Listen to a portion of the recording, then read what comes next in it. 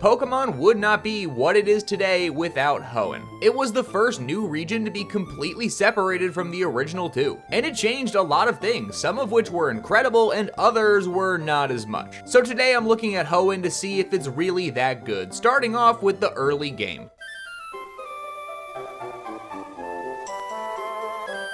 This has to be the wildest way a Pokemon game has ever started. In Kanto and Johto, you just start off waking up in your bedroom one day, but in Hoenn, you are being moved to a new town in the back of a U-Haul truck. Hello, Child Protective Services. I have a story for you. Don't get me wrong, I love the change of pace of not starting in the bedroom, but moving a child like a dining room table is a crazy way to start a game. After narrowly surviving the move, you get to go inside and see your new bedroom, and you set the time on your brand new clock. After that, your mom tries to rush you to the TV to see your dad. A Pokemon game with a dad? I guess Professor Oak isn't getting everybody. And then you get to meet your neighbor. Like in Pokemon Crystal, you get to select your gender in the beginning of the game. But this time it has more of an effect on the story than before. If you pick Brendan the male, your house is going to be on the left, and if you pick May the female, your house is going to be on the right. And whatever character you don't pick will become the rival for the game. And in my opinion, that's a really cool idea. This is the only main series Pokemon game that has this as a mechanic, except for X and Y, kind of, but this is the most impact choosing a character has had on a Pokemon game. Other games like Diamond, Pearl, and Platinum will have the other character shown throughout the story, but they're not your rival to the same capacity as in Hoenn. Once you meet your rival, you then go meet Professor Birch, who's being attacked by a wild Pokemon, and it is your job to save him. You pick a starter Pokemon, save the big guy, and then go about your journey. Then you go hunt down your rival, battle them, and make your way to your dad's gym, where you're then introduced to your second rival, Wally. He may not be mean, but I still like him. You get a short catching tutorial and then the game opens up from there. Beyond the clear child neglect, I think Hoenn does a great job introducing you to the region. They don't draw out the early game and they do a great job setting you up to explore the world. It's relatively quick and memorable, so I'm giving Hoenn a 9 out of 10 on early game.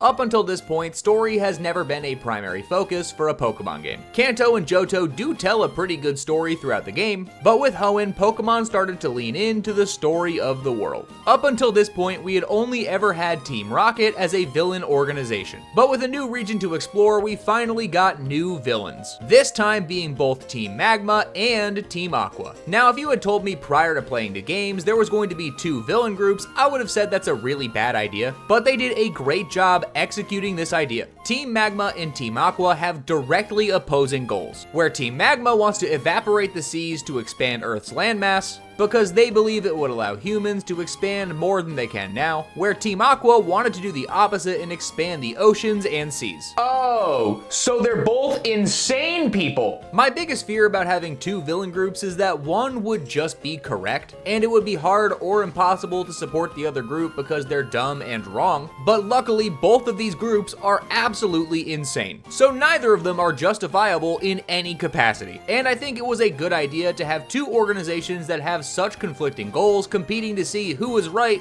when neither of them were right. Both groups arrive at the same conclusion, it just matters more how they get there. And though the overall story arc is not the best in Pokemon's history, it's still really entertaining throughout the entire game. But the most interesting part about this is that in Ruby and Sapphire and their remakes, the story is different depending on what version you play. If you're playing Ruby or Omega Ruby, you're going against Team Magma, and if you're playing Sapphire or Alpha Sapphire, you're going against Team Aqua. The events that take place are relatively the same, you just sub out one villain organization for the other, but for people like me who buy both versions of the game, it is nice to see that there is a difference when playing through the game. Though a majority of the events in the game are just copy and pasted from one version to the other, changing out the villain group that is doing the bad deed, it gives some reason to play both versions of the game. But objectively, the best way to experience the story is in Pokémon Emerald, because you get a perfect balance of both Team Magma and Team Aqua being the worst, and you get to see the teams directly compete throughout the story rather than one team just steamrolling the other.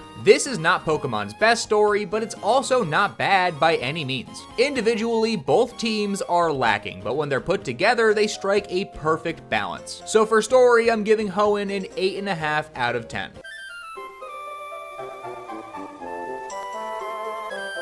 Kanto and Johto have some of the most iconic Pokemon designs of all time. But when Generation 2 released, one of the main complaints was that Pokemon was not using their new designs. So when it came time for Ruby and Sapphire to release, I expected Pokemon to do the exact same thing and fill these games with old Pokemon. But surprisingly, they didn't. Johnson, alert the press! The Pokemon Company actually listened to their fans! But sir, we're about to run the story about the giant oil spill that just happened outside of Sutopolis City. Who cares about an oil spill? I need this on the front page of every national publication. Granted, I may be a little biased, but I think Hoenn has one of the best regional dexes of all time. The amount of variety in the Pokemon selection is crazy, and some of my favorite Pokemon of all time came from this region. Mudkip, Torchic, and Trico are some of the best starter Pokemon of all time, and this is one of the only generations where I have a genuinely hard time picking what Pokemon to choose. And whenever I replay the game, I often find myself picking a different Pokemon every time. And there's no real bad choice of what Pokemon to pick. The first gym is led by Roxanne, and she has rock types. I just know Brock is in the corner somewhere crying his eyes out. If you pick Mudkip or Trico, you can walk through this gym with zero problem. And even if you pick Torchic, it's not that big of a problem. Torchic evolves at level 16 to Combuskin, which is part fighting type, and at the same time, it learns Double Kick. But let's say you don't want to grind Torchic up to that level, there are still plenty of Pokemon that will help during this gym. In Petalburg Woods, you can easily get a Shroomish, and on Route 104, you can get a Wingull or a Marill if you're playing Emerald. And there are plenty of other early Pokemon like Surskit, Seedot, Lotad, and Ralts who can help you steamroll this gym with ease, which makes it easier for anyone to pick whatever starter they want. And the rest of the game is full of a diverse selection of Pokemon. You have the choice between Pokemon like Slacking, Ludicolo, Shiftry, Gardevoir, Aggron, Manectric, Camerupt, Wailord, and so many more that you can build a team for whatever you want. But where I think Hoenn really shines the brightest is its legendary trio. Kyogre, Groudon, and Rayquaza were the first official legendary trio that Pokemon made. Known as the Weather Trio, this is a perfect balance of Pokemon. Even though Groudon is just terrible. Aesthetically, Groudon is really cool, but he is not very useful. Kyogre's water is super effective against him, and Rayquaza is a flying type, so ground type moves have zero effect. They probably weren't thinking about balance here, but at least he looks cool. Rayquaza is one of the most iconic Pokemon of all time, even being included as a boss fight in Super Smash Bros. Brawl. And what made these legendaries even better is that they have a direct impact on the story. Team Magma and Team Aqua are utilizing their power to achieve their goals. And though it doesn't go as planned, it's great that these Pokemon have an effect on how the story plays out. But while the Weather Trio was an incredibly important group, the sub-legendaries weren't as much.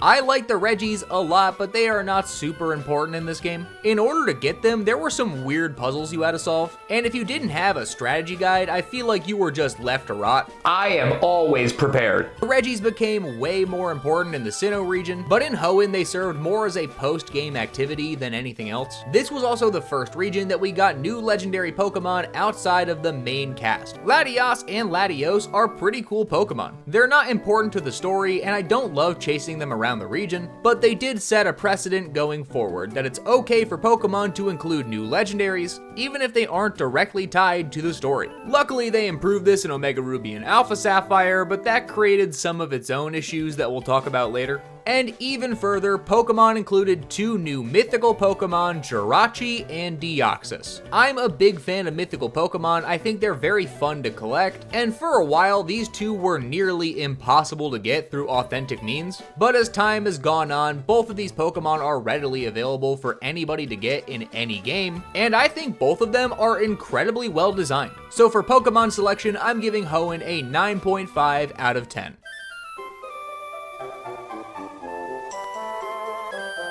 As the first Pokemon region that's not directly connected to Kanto or Johto, Hoenn is an interesting place. The early game follows the typical Pokemon style of having a couple towns and then a forest, but from there, the rest of the game opens up to a wide variety of different locations that are all pretty interesting. After the first gym, you have to go and save an old man's Wingull, and for doing so, Mr. Briny agrees to allow you to use his boat service free of charge, which allows you to access the second gym, and overall, it's a cool idea. Instead of walking on a linear path throughout the entire game, you're brought in an interesting route, and you get to explore all of the different areas the region has to offer. Whether it's the beaches of Slateport City, the the ash-covered Route 113, the desert that you need goggles to get through, or the Sky Pillar, which has led to the shattering of many Game Boy Advance. There are a ton of memorable locations in Hoenn that all feel distinct. But there is one major flaw of the Hoenn region, and that is the fact that there is too much water. This message has been approved by Team Magma.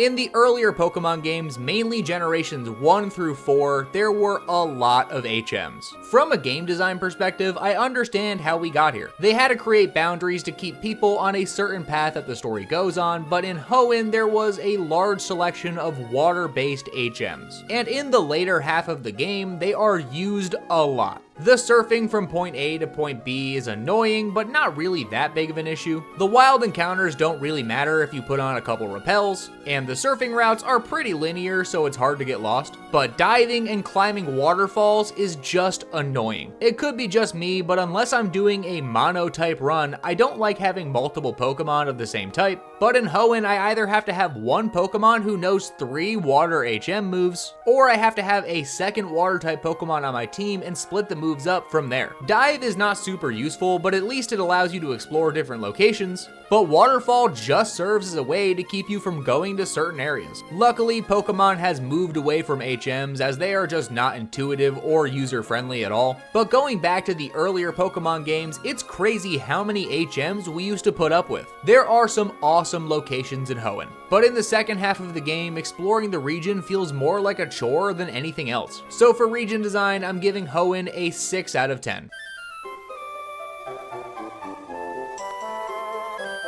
The Generation 3 Pokemon games introduced a ton of changes to the format, many of which have shaped Pokemon into what it is today. The first major change is one of my favorites in the entire series, and that is the inclusion of double battles. 2-on-2 battles have become a staple in competitive Pokemon ever since it was created. The most popular formats exclusively use double battling as its primary method of play, and it added the perfect level of strategy and balance without overcomplicating things, which in my opinion created a perfect system. There were a good amount of double battles spread throughout the entire game, including the 7th gym being a double battle. Pokemon did get a little carried away with this down the line, with later entries including triple battles and rotation battles, but I think this was the perfect addition to make things more strategic without overcomplicating things. Another incredible change that was introduced in this generation were the brand new running shoes. I've never understood why they would need a specific pair of shoes for running in the Pokemon world. The bicycle has always been iconic in the Pokemon series, and in this game they actually give you 2 different options for the bike you want, being the Mach or the Acro, but having the ability to run everywhere made it so I'm not using the bike nearly as much as I did in games like Gold and Silver.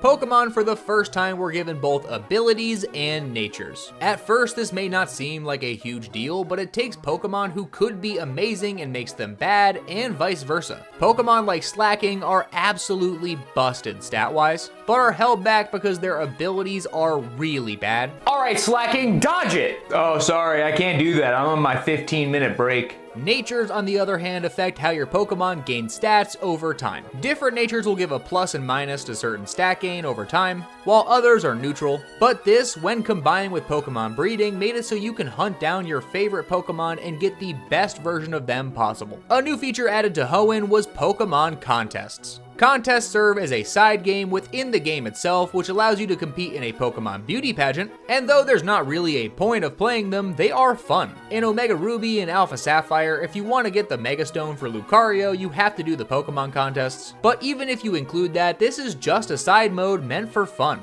And I wish Pokemon would do more things like this in their current games. A new feature added to the game is something the entire story revolves around, and that is the weather. Some Pokemon have the ability to create weather effects, like the rain or the sun, and some Pokemon types will get effects based on the weather. And there was the new PokéNav. Stop calling me! I'm not interested! The PokéNav as an idea is fine, I just wish they included a mute button. It allows you to call trainers, and for them to call you, and it has other features like a town map, which is kind of nice. So overall, as far as changes and upgrades go, I'm giving Hoenn an 8 out of 10. But now it's time for the most important part, the games themselves. Unfortunately, Ruby and Sapphire fall into a very similar situation that Gold and Silver do, where the games themselves are still really good, but they're completely overshadowed by the other games. As I mentioned before, the story itself is variable depending on what version you play, but I think that plays into the strengths of these games. Unlike Gold, Silver, and Crystal, you're getting something different depending on what game you play, so there is more of a reason to play the games other than just having exclusive Pokemon. But Ruby and Sapphire have some weird quirks that I don't really understand. In Pokemon Crystal, when thrown into battle, Pokemon would do a little animation to show they're alive. But for some reason, that was just not in Ruby and Sapphire, and that's something that doesn't really make sense to me. It was a small feature and it had no effect in battle, but it's a small detail that is now missing, so every time I play the game now, whenever I throw a Pokemon into battle, it just looks weird. Another thing that isn't included is a visual day and night cycle, so even though you set a clock in the beginning of the game, there is no visual distinction between day and night. How is it still light out? It's 2 a.m. Don't get me wrong, I'm glad there's still a day and night functionality, but it's just disappointing that there was no visual cue. Beating through Ruby and Sapphire is a good time, and I think anyone who is a fan of Hoenn should do so. But once you beat through the game itself, that's pretty much it. You can hunt down the Regis in either Latios or Latias, and similar to Pokemon Crystal, there is the Battle Tower, which is fine. But once you beat these games, beyond filling the Pokédex, they're just kind of over. Though they are not the best way to play Hoenn, I still think they are worth checking out, so I'm giving them a 7 out of 10.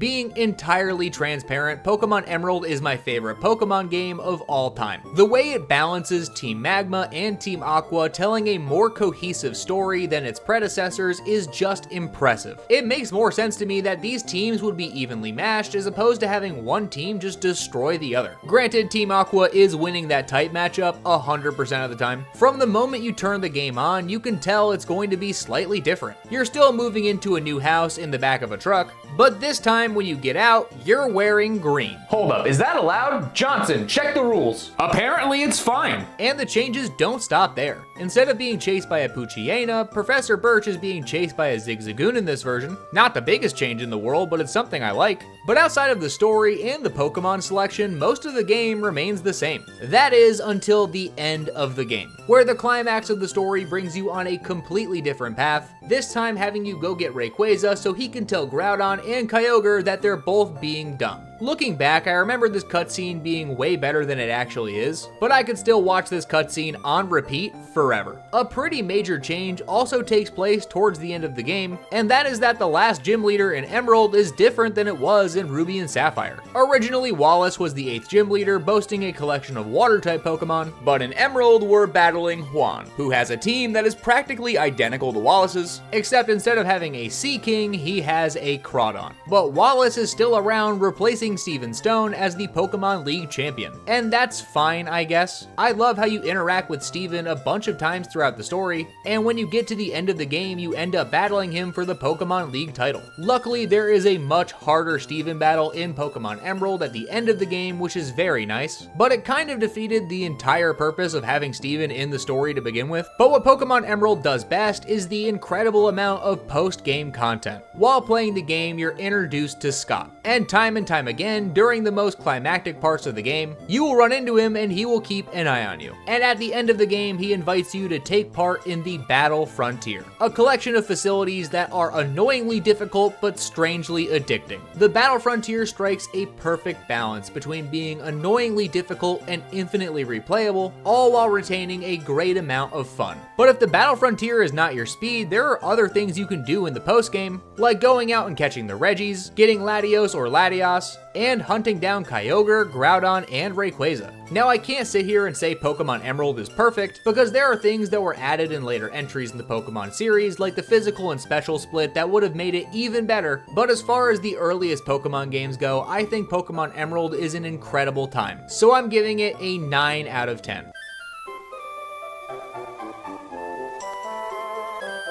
There are certain things that are just inevitable in life. Death, taxes, and Pokemon remaking their old titles are all things that will always happen. So during the life of the 3DS, Pokemon brought Hoenn back to the modern age, with Omega Ruby and Alpha Sapphire. From Pokemon Emerald to these games, a lot of things were added to the Pokemon format, including the physical and special split, new typing, and the jump to 3D graphics. And even though there were a lot of things that were different, Hoenn took in all of these changes perfectly. The gimmick era of Pokemon was alive and well at this point, so Mega Evolutions were brought over from Pokemon X and Y, including a ton of new Pokemon Megas that are absolutely iconic, including all 3 starters getting a Mega form in this game. There were a ton of other quality of life adjustments that were made here too. The PokéNav was made so much more digestible, including a bunch of brand new features like the Dex Nav, a new tool which allowed you to hunt down specific Pokemon on routes, which made it so much easier to find the Pokemon you want with hidden abilities or moves, and it made shiny hunting Pokemon easier for better or for worse. There were a bunch of changes to gyms and towns that made everything feel more modern and alive, like Mauville City getting a complete rework looking more like a shopping mall than a city itself, and I'm still impressed to this day how they were able to shove so much new content into the Hoenn region and have the region itself still retain all of its charm. And I love Omega Ruby and Alpha Sapphire, but there is one major issue I have with the game, and that is the fact that it is incredibly easy. The XP share affects every Pokemon in your party, which is fine because you can turn it off, but even when I played through the game without the EXP share, you will still be over leveled for most encounters. And it doesn't stop there either. After the 5th gym, you go on to the second half of the map. And at that point, you're given a Latios or Latios with a Mega Stone for free. And again, you don't have to use it, but getting a free legendary Pokemon is incredibly easy. But even if you choose not to use the Pokemon, so many of them can Mega Evolve that you can breeze through pretty much any portion of this game with zero problem. Yes, you can make the game optionally harder on your own,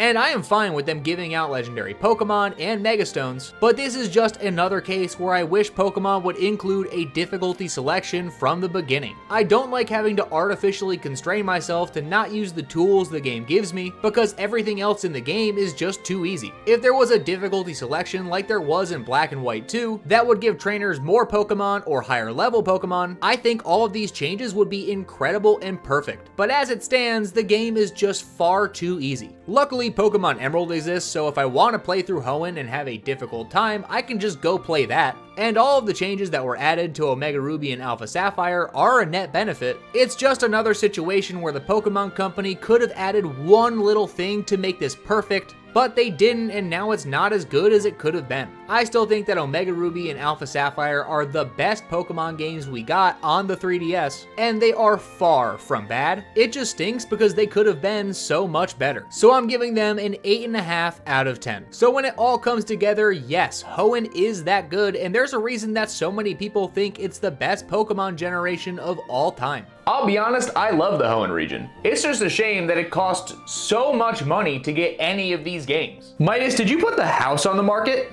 Yeah, I saw a great deal on Pokemon Emerald and I needed some quick cash. Oh yeah, that makes sense. Wait, what?